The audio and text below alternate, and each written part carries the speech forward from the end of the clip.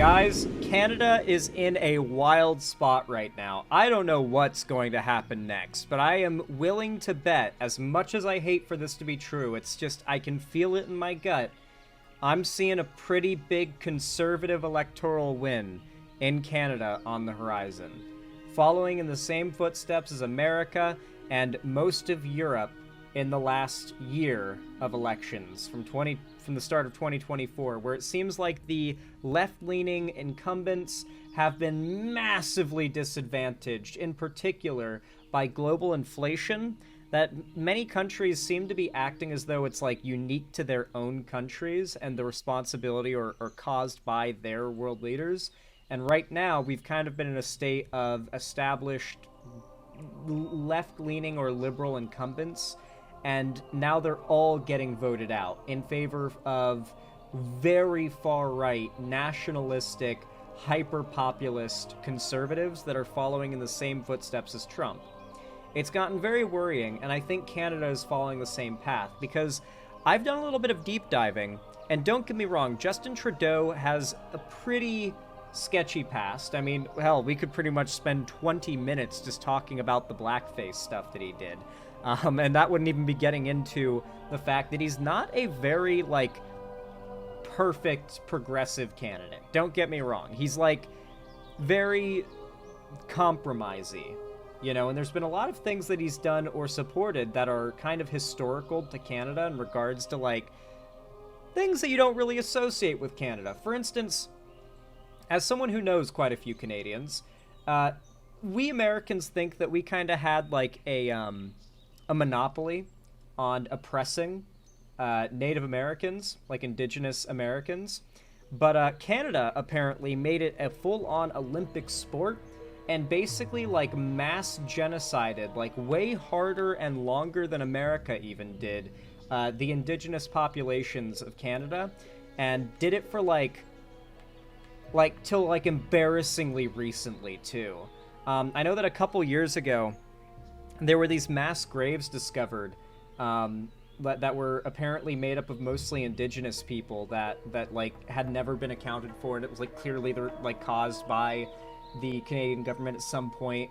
I don't remember a lot from that, but listen, Canada and any politician that oversees this type of stuff definitely has some dirty skeletons in their closet. Let's be real. They've got a bit of a dirty record. Trudeau's not perfect, but overall, Trudeau's record is not as bad as you would think if your introduction to Justin Trudeau has been the negativity that surrounds him. Justin Trudeau's reputation really precedes him.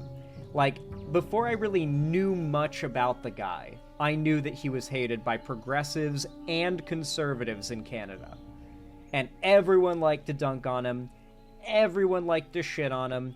No one seemed to like him. And the fact that people don't like him is now boiled over to the point where he is essentially a lot like Biden when it came to the nomination for presidency, has essentially been ousted, pressured into stepping down, but basically ousted, due to the fact that the approval rates for his candidacy are so low.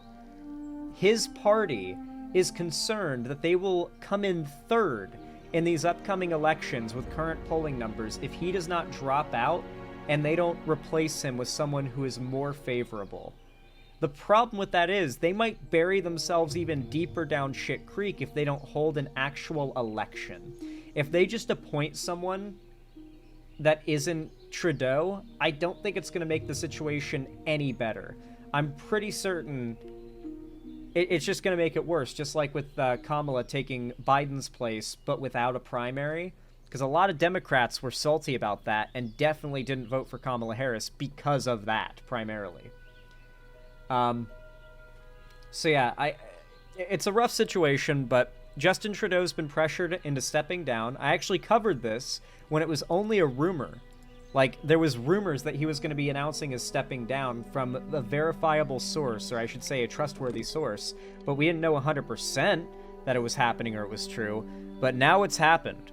It's about 3-day-old news now, but we can finally reflect on this whole situation. We can talk about the more recent news, which is Trump doubling down on his attacks on Trudeau and his promises to invade Canada when he takes office. So it's going to be, Zan, not knowing how parliamentary systems work is kind of painful, and I'm an American. I apologize. I refer to PMs as presidents. It is a habit that we Americans tend to have. But yes, he is not president. He is Prime Minister of Canada. My bad. We're seeing Canadian Prime Minister Justin Trudeau. Especially because Prime Minister and President isn't even the same thing. Like, it actually is a bad habit.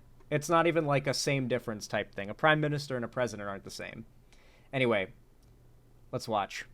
We're seeing Canadian Prime Minister Justin Trudeau step up to the microphone now. Let's listen in. Bon matin. Every morning I've woken up as Prime Minister. I've been inspired by the resilience, the generosity, and the determination of Canadians. It is the driving force of every single day I have the privilege of serving in this office. That is why, since 2015, I've fought for this country, for you, to strengthen and grow the middle class. Why we rallied to support each other through the pandemic, to advance reconciliation, to defend free trade on this continent, to stand strong with Ukraine and our democracy. Like, to be clear, Trudeau's policies are not bad. I think that, in large part, a huge thing that's hurt him is the fact that we've been on this, like, escalating, like, I think a lot of us are victims of it without even realizing it. Like, do you guys ever stop and really think about how many things you believe because you've just heard so many people ubiquitously repeat it within spaces you occupy that you've taken for granted that you never really had it verified to be true? And Trudeau sucking was one of those things for me that I had to look into. And he genuinely just doesn't suck that bad. Like, as a person, he's got problems. The whole blackface thing, we could talk about that for 20 minutes, trust me. But, like, as a leader on a policy level, I don't think most people who rate Trudeau on, like, very poorly could actually explain what policies they disagree with that he's passed. I don't think they could. And if they could, a lot of them are probably right-wing populists to begin with. Remember when Trudeau called for the like lockdown on those roadblock protests that the truckers did a couple years back in Canada, where they like literally shut down all the like trade by road in the entire country, particularly between America and Canada, and like people were suffering because of it, and so like Trudeau like cracked down on the roadblocks and the embargo, I guess you could call it. People probably might hate him because of that, in large part, but I just think overall there's just been this like global trend in the Western world of people deciding we don't have it good enough. Whoever's in charge now is at fault, and we need to have the opposite of who's in charge now to make things better. And it seems like the majority of voters in a ton of countries in the Western world right now have all gone that direction, including America. And to fight climate change and get our economy ready for the future. We are at a critical moment in the world. You all know I'm a fighter. Yeah, Trudeau's been in power for 10 years now. 2015 is when he took power. It's 2025 now, like give or take a few months. He's been in power for 10 years now. It is actually very fair that people just kind of want someone else. I will say it's worrying that it's reached this fever pitch. What is it, like, I think we're 10 months out? Yeah, we're 10 months out from the mandatory furthest out date the next election could happen for a new PM. Like, it could happen sooner, but the latest it can happen is in October, just 10 months from now. Every bone in my body has always told me to fight because I care deeply about Canadians. I care deeply about this country, and I will always be motivated by what is in the best interest of Canadians. And the fact is, despite best efforts to work through it, Parliament has been paralyzed for months after what has been the longest session of a minority parliament in Canadian history. That's why this morning I advised the Governor-General that we need a new session of Parliament. She has granted this request, and the House will now be prorogued until March 24th. Over the holidays, I've also had a chance to reflect and have had long talks with my family about our future. Throughout the course of my career, any success I have personally achieved has been because of their support and with their encouragement.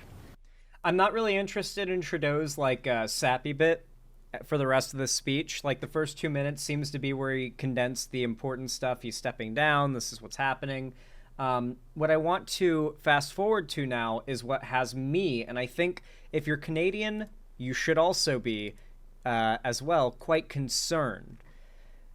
Trudeau, even, as of 5 hours ago, went on CNN to respond to what we're going to be speaking about, which is Trump continuously threatening to annex Canada. Now, on top of that, Trump is also, and MAGA, big MAGA figures have also been suggesting that America invade and annex Greenland first, which of course would facilitate a northward and southern invasion of Canada, a pincer attack from Alaska, Greenland, and obviously the southern border, to try and, full-scale invade Canada and annex it, which has been among, the craziest and most politically inept and awful Americans, an idea that is surprisingly popular. Americans are evil and awful, surprisingly so, in general, and I have heard so many times, in a serious manner, not jokingly, the idea suggested that America should just annex Canada and take all those resources. Basically, the general sentiment is that Canada is a weak country that has lots of land and resources, and they're right there, and might makes right in their mind. So why it's actually stupid that we have not already just conquered Canada and taken all the things. Like, people genuinely think this way. And Trump is one of those people. And it's a big thing that he's now hyping his base up on, is the idea of invading and annexing Canada shortly after conquering and claiming Greenland, which he tried to do in his first term. If you guys remember, Trump tried to buy Greenland in his first term and it didn't go through. Now the idea is to take it from Denmark. Is it Denmark or Norway that owns Greenland? I think it's Denmark. He wants to take it from Denmark. And joining us right now is Canadian Prime Minister Justin Trudeau. Thank you so much for being here. I'm glad to be here. Okay, this problem has been persisting for months now. Whoever is running the CNN YouTube channel, can you just, hire me instead?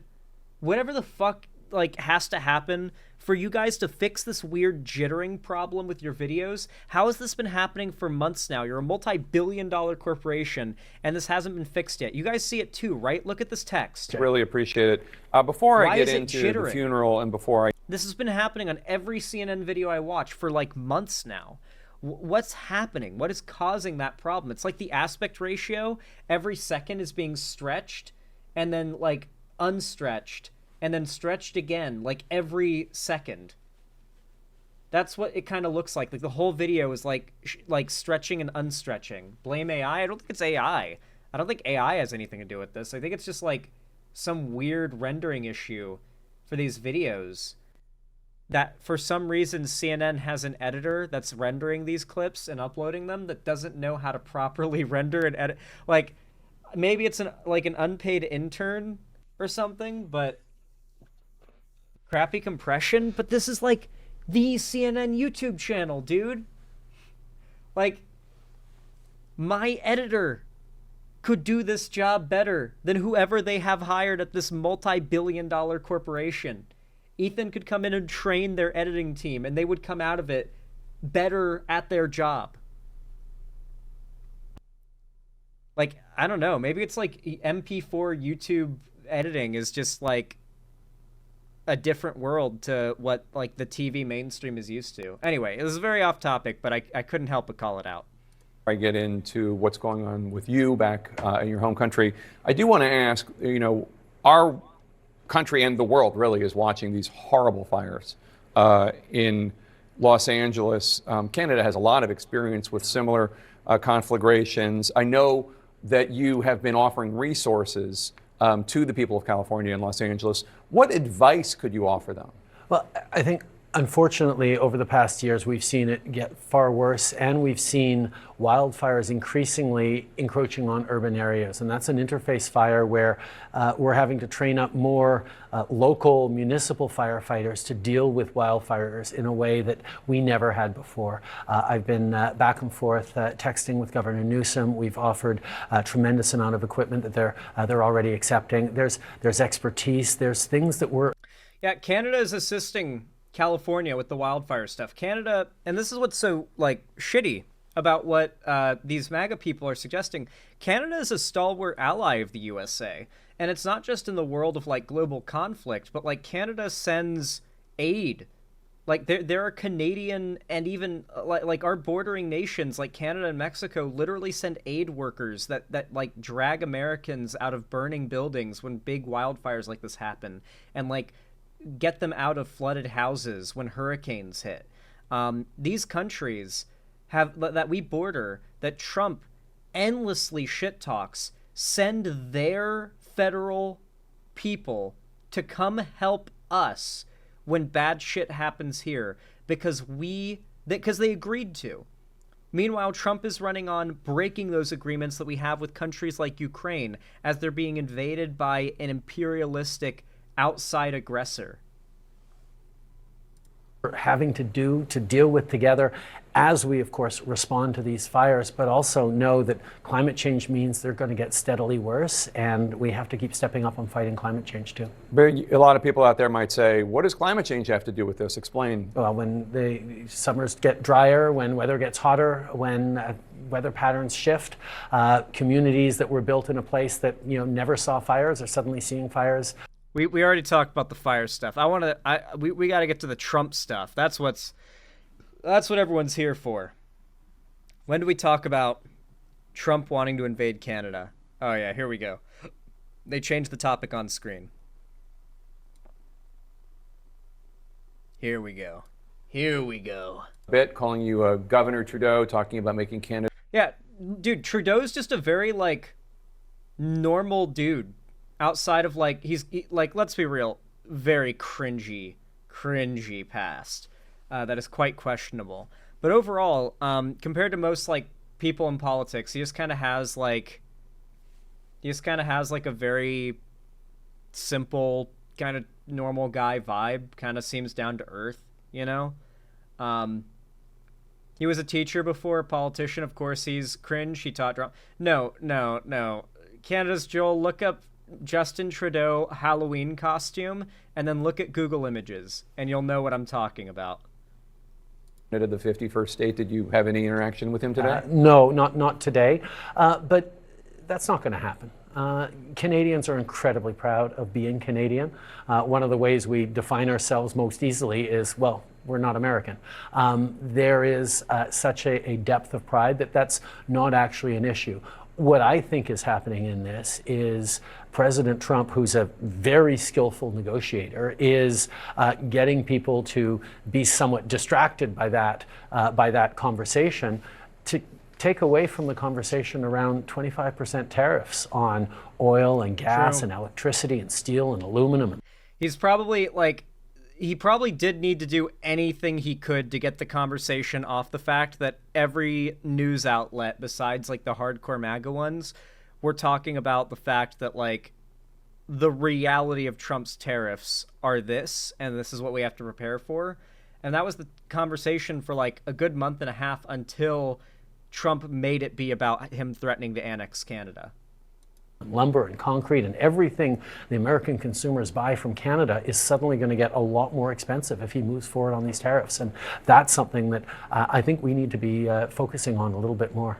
Did the re-election of Donald Trump and this more direct confrontation with Canada over this issue play any role at all in your decision to resign as leader of your party and prime minister? No, on the contrary. What we were able to do during the first presidency of Mr. Trump's was work together in a very challenging situation to come out with a very strong win-win in Canada-U.S. relations with the renegotiation of the USMCA.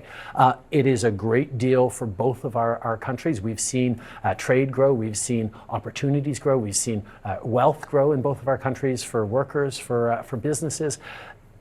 Working together concretely is something that we've been able to do in the past, and I'm looking forward to continuing to work with him for the next 2 months while I'm still in office. Let's talk about this potential 25% tariff from the United States on Canada.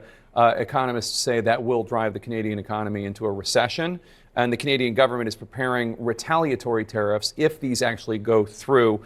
Which do you think would be potentially the most effective? Don't worry, we'll go through a recession too. Against the United States? I don't want them, by the way, just as an American, I don't want these tariffs, but minerals, energy? We don't want them either. We do not want to see tariffs on our side. We do not want to see tariffs on your side. It's bad for... Trudeau's like, it's nothing personal. It's just business, your president's doing what he's doing to try to destroy Canada. We got to do retaliatory tariffs. We can't just take that and do nothing. I don't want to do it either. Just that's how it is. It's nothing personal.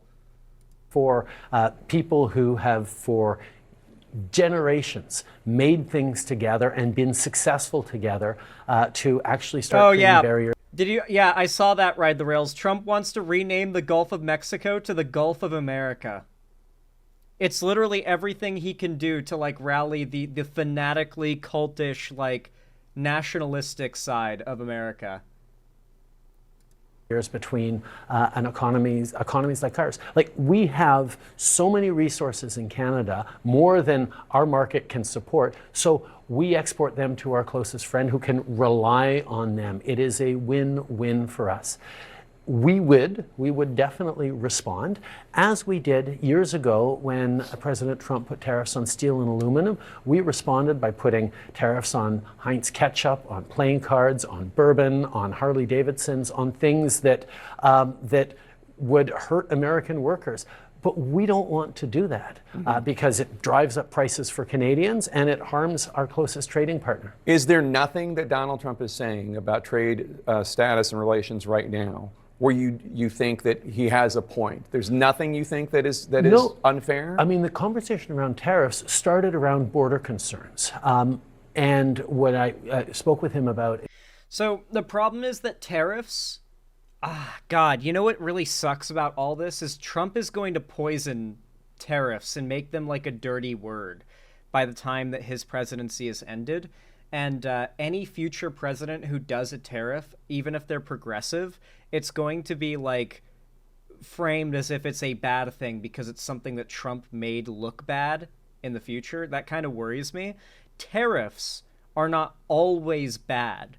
The reason why these ones are bad is because initially in his first term, Trump tariffed things like steel, which is an input. It's something that we buy or import from another country for using in manufacturing here. We tariffed an input, one of the dumbest things you can do. You don't tariff inputs. That you're fucking over your own country's manufacturing when you do that, right? And that was a big reason why there were warnings about prices going up for American-made goods that involve steel, which is everything uses steel to some capacity, right?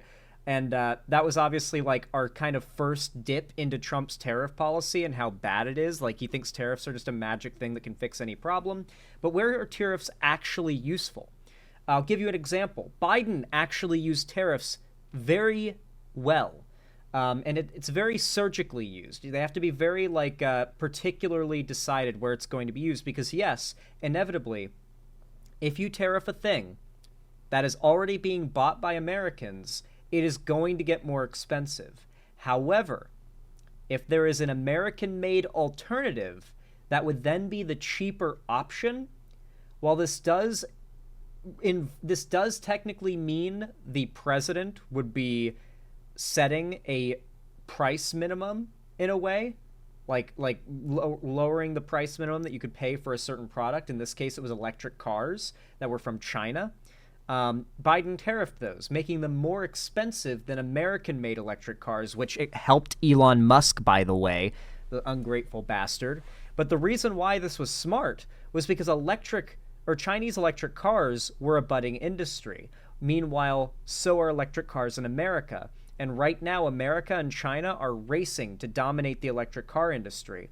The industries that Trump wants to quote-unquote bring to America are ones that we've lost to China, Taiwan, and other countries in regards to manufacturing a long time ago. There's no bringing that manufacturing back, not without brutally and possibly mortally wounding the American and global economy in doing so. However, what Biden did was very surgically target a single product that is in a very particular situation where the industries are kind of in a tug of war between America and China, and did something that would force Americans to buy American, thus supporting American industry and helping America to gain the upper leg in the electric car industry, which would then mean we could benefit from global sales. You know, some electric car companies could become even more beloved and popular. I mean, obviously we've got Tesla for as overvalued as it is. Elon benefited a lot from this, but he was ungrateful and didn't give a shit. But that is an example of like a good tariff. Or Biden tariffed computer chips.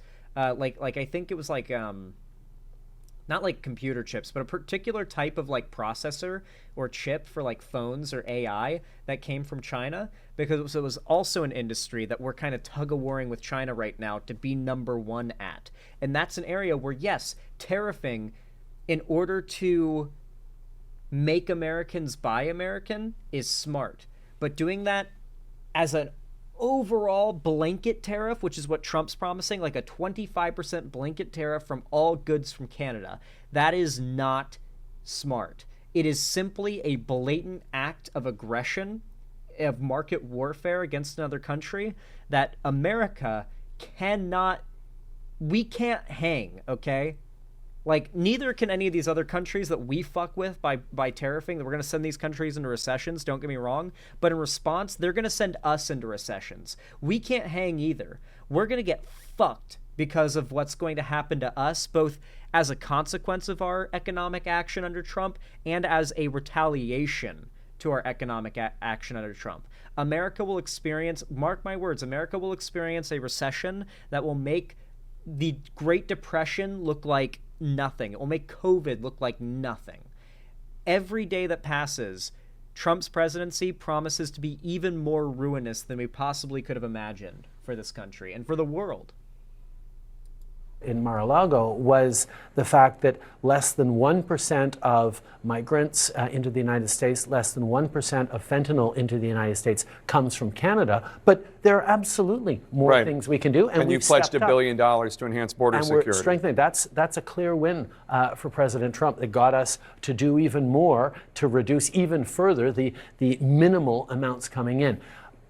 I love how sarcastic that was. I love how, like, if you actually listen to what he just said, how sarcastic it was. Like, less than 1% of the fentanyl in America comes from the south of the border, north of the Canadian border. But Trump managed to get $1 billion from us for enhancing border security, so that was a big win for him. He managed to reduce that much fentanyl in his country.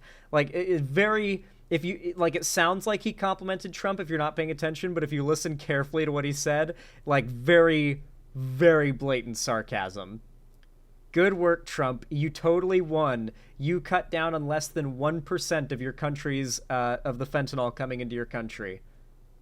Trade, there's more that we can do, but we should be focused on making sure that we're replacing Chinese lithium or Chinese germanium or Russian titanium into American productions by relying on your closest and friendliest trading partner in Canada. We can be a strong supplier of things that the U.S. needs to compete around the world because we can do it together. That's the argument that I'm making. So the struggle that you were having domestically, your disapproval rating had to do with, as I understand it, discontent with your government because of high inflation and the economy, and also because of immigration policies. Those are also issues that the left-wing party in this country has faced a lot of disapproval of and just lost an election. over. It seems like voters in both of these, liberal democracies are sending a message to left-wing parties, liberal parties. We don't like how you're doing the economy when it comes to inflation. We don't like how you're doing immigration. There are a lot of feelings involved. I mean, if you look at the actual He's totally numbers, right. He's literally saying exactly what I've been saying. It's all vibes-based politics, and everybody, like, the vibes are just in a certain way right now, and it's led to a general disfavorability towards me. Like, he can't outright say, like, people are just kind of going off of vibes, and right now the general vibes are telling people they shouldn't like me, and that's where we're at right now. He can't say that because it sounds conceited and narcissistic to say, like, everyone who dislikes me just kind of has a feeling that they're just riding a vibe. But it's literally true. It's like, it's just objectively true, and I think it's clear based on what he just said that he knows that's the case. Parties, we don't like how you're doing the economy when it comes to inflation. We don't like how you're doing immigration. There are a lot of feelings involved. I mean, if you look at the actual numbers, inflation in Canada was lower, came down quicker. Our economy bounced back faster after the pandemic than anyone else's, including the United States. We're projected to grow faster than the United States and all other G7 countries next year. Our economy is doing very well. But when someone's paying $8 for a head of lettuce, it doesn't matter that you're doing better than they are in Spain or somewhere else. There's a sense that, okay, something's got to give. And that's where incumbents are in trouble everywhere across everywhere around the world, not just in our two countries. Yep. Yes. The issue, though, he's hitting the nail on the head there. He's 100% right. This is literally word for word what I have been saying. Globally right now, people are paying more for things, and even though most of these incumbent progressive leaders have risen wages to meet these higher prices, the brain of the average person only registers the prices are higher. And even if materially they're still doing fine or they're even doing better, they're still seeing high prices, and all their mind can think is, imagine if those prices were back to normal. And so they blame their current leadership. And so from Germany, Spain, Italy, Norway, Sweden, or not Norway, Sweden, where else? Obviously, I think it's going to happen in Canada, here in America. Poland. Where else has had like a massive far right populist, massive resurgence in the last couple of years due to this inflation. It's like the people just default to far right nationalism when times get tough. It really goes to show you like how Nazi Germany came to be, right? Like how people back then could even more easily experience a year or two of financial hardship as a country, and some charismatic leader comes along and tells them that there's like an agenda against their people, and there's groups that can be blamed. There are degenerate groups in society that are causing the problems that need to be like fought against and eradicated. Like, no wonder that rhetoric took off. People were scared, worried, and angry, and not educated enough or informed enough to understand the global politics of the situation. So they believed what the guy with the microphone, who sounded like he knew what he was talking about, said. And it led them to presiding over one of the, if not the biggest genocide in human history. Like, yeah. Is that in a time of crisis, responsible politics is around focusing on things that actually make a real difference in people's lives. We delivered $10 a day childcare. We're delivering a dental care program that provides free dental care to people who don't have coverage. We're moving forward on putting a price on pollution that puts more money in the pockets of 8 out of 10 Canadians, of middle-class Canadians. I wish someone had realized the incumbent disadvantage before the Dems ran Biden. You can say that, childless cat lady, but who won the primary? Who won the primary and got the majority of votes to be the nominee for the 2024 presidency? Who won the primary in a landslide, I should add? Like, you can say that, but historically, Kamala Harris bombed. I wouldn't say she bombed, but like compared to our expectations, she bombed in the election results against Trump. And Biden, in his election against Trump, had the biggest turnout any president has ever had to this day in any election ever. Like world record turnout for voting for just him. Like we've never had that energy get repeated. And then meanwhile, Biden wins the primary for the presidential nomination a year out from the election, despite his supposed disfavorability. We oust him and put someone else in charge who ends up underperforming compared to Biden in the previous election. Like, I don't know, guys. I think it's fair to say Biden would have lost. Like, I think it's a fair suggestion. But if you look at hindsight, it feels like the pattern was that Biden would win again. Like, just going off the pattern, that's just how it seems, you know? These are policies that, are... It's partially why I'm worried that Trudeau is stepping down. Because while what I worry... So I think the incumbent parties are at a significant disadvantage right now, but I don't know if it's the candidates that are at the biggest disadvantage. Like, I don't know if Trudeau was guaranteed to lose. I don't know if Biden was guaranteed to lose.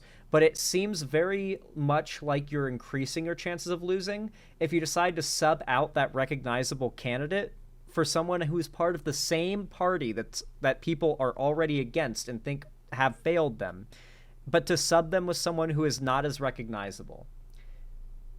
And to give them less than a year to campaign. In the case of Kamala Harris, it was 3 months is all she had to campaign. If she had 10 months to campaign, I think she could have won easily. But she only had the 3 months, and that did not help. It didn't help to replace the negative memories Biden supporters had of her taking Biden's place with positive ones about how she's a good candidate herself. It was just too fresh in people's minds. And so a decent amount of Biden supporters probably didn't turn out for Kamala Harris because they saw her nomination as undemocratic. And I hope that whoever replaces Trudeau doesn't get hit with the same bias, that his putting in power is seen as unelectoral if he's not voted in. They need to hold an election, at least among the party.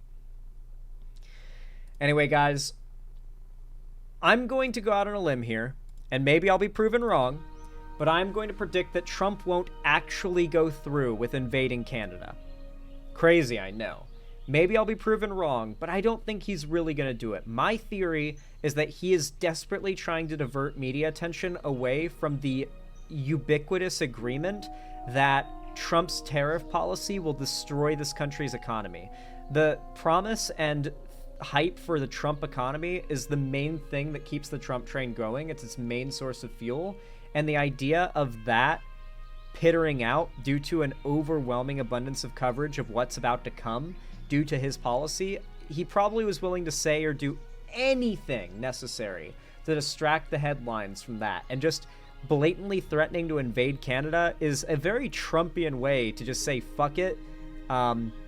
Stop talking about what I don't want you talking about. Talk about this. Something that, at the end of the day, if you like me, you can laugh off as a joke, and if you don't like me, then it'll just mean more attention about this and not on what really makes me look bad. That's probably Trump's thought process. He's not smart, but he's smart enough to think like that. He is a narcissist with a lot of fame and success, after all. He knows how to manipulate his way into favorability with at least the crowd he wants to be seen positively by.